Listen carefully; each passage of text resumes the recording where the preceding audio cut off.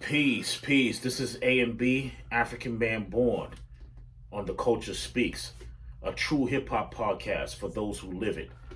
Let's get into it. I am hip-hop culture, predator to vultures. Rappers getting high, spitting lines, I be sober. Never need an entourage, Pano who holds us down when I come around. Massachusetts soul child, say me in your masu. Knowledge will surpass you. Silly rap crews, walking shady as they move. I am the God man, I be living in the proof. I'm ready. I be teaching all the youth on the elements they use. Turn the television off. All the lines got us pruned like an old plum. Government is plotting on our sons, and we disrespect our daughters as we living in the slum. Peace. Welcome back to the Culture Speaks. And we stay mad, front and tough. I be calling devil's bluffs. Rap vet in my truck, hustling for every buck. I don't deal with luck, I just put in work and build it up. Make decisions like a grown man and play my future rough. For the unity to take it over, gather everyone. This is who I am as I'm representing hip-hop. I will take a stand while I'm representing hip-hop. Gotta be my best as I'm representing hip-hop. Peace. Welcome to the Culture Speaks, a true hip hop podcast for those who live it. My name is Dr. A and B, African Man Born. All right. This on the second episode of the Culture Speaks. All right. Which you can see on African Man Born Media on YouTube. Type in African Man Born Media on YouTube and you will see this. You can also see some episodes on Facebook and some episodes on Instagram, some episodes on TikTok, but this is a YouTube podcast. All right. And also it'll be on Spotify. It will be on Apple Podcasts and all the major audio podcast stations. All right. With that being said, this subject is about rap music, MCing. All right. The first one we was talking about pretty much Hip Hop Appreciation Week. All right. This one we're going to talk about rap music. All right. And how rap music kind of came about and how it's being used today. It's the most popular voice of hip hop culture, even though rap is a watered down title when you say rap. All right, because we actually say MCing for those who are actually hip hop. This is why I say it's a true hip hop podcast for those who live it. We give the proper terms here. So we say MCing. And that's a whole different level of existence of just rhyming words. We're not just rhyming words, we're also creating content. So the true content creators of hip hop were always the MCs. So a lot of times, like recently, Schoolboy Q came out and said that rappers became content creators. You know what I mean? I don't know what podcast he said that on. But to the defense of the rappers that are creating visual content for YouTube and Pantheon and all these other different platforms, rappers always been content creators. Just like singers are content creators. Just like reggae artists are content creators. Just like videographers, and when you talk about like video directors, movies are content. You know what I'm saying? And it's created by these different writers who hire the directors. Just like rappers have the producers. You know what I'm saying? When you say content creators, you make it seem like it's something negative. You know what I mean? And it's not. You know what I'm saying? Rappers actually hold the key to the voice of the culture, regardless if it's in the industry or in the underground.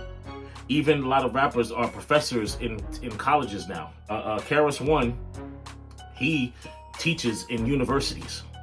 You know what I'm saying? When you have, over here, we have a brother named Acrobatic who's opened up for Karis One numerous times. He's a professor in UMass Boston. All right. Then you have Rod Digger. She's taught in universities. All right. And then you have different rappers that are content creators because there's really no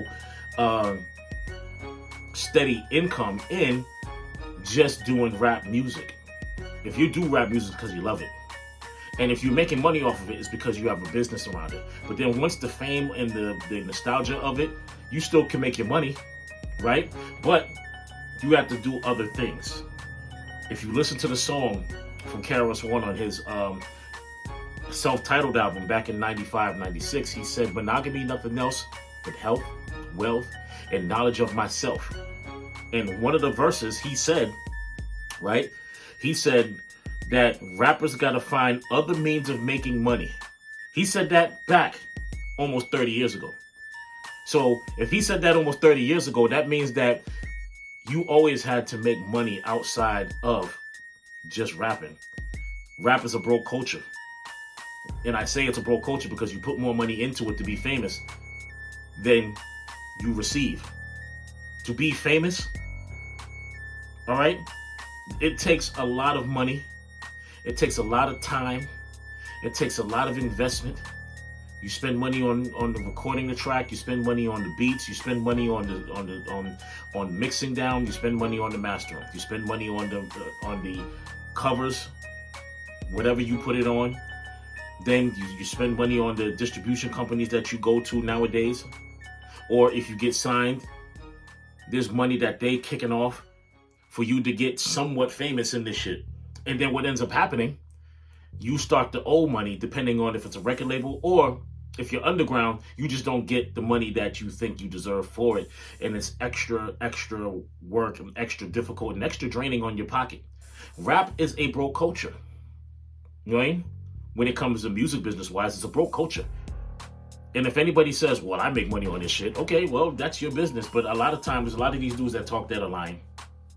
You know what I'm saying? Especially if they're underground and they got a job. If you have a job, right, working somewhere to support your career, then you ain't making the money that you think you should. And honestly, that is sad. It's not, and it's sad in the sense of you ain't got to play the role. I know that you have to do a lot to get money in this music business, especially if you're just an MC.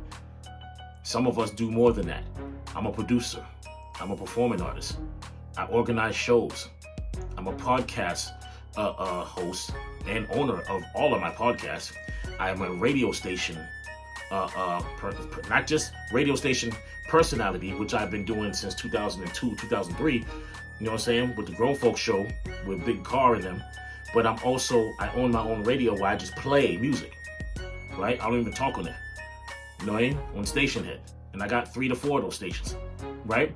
Then I have, shows lined up that I put together the money for myself. So therefore, it is a lot.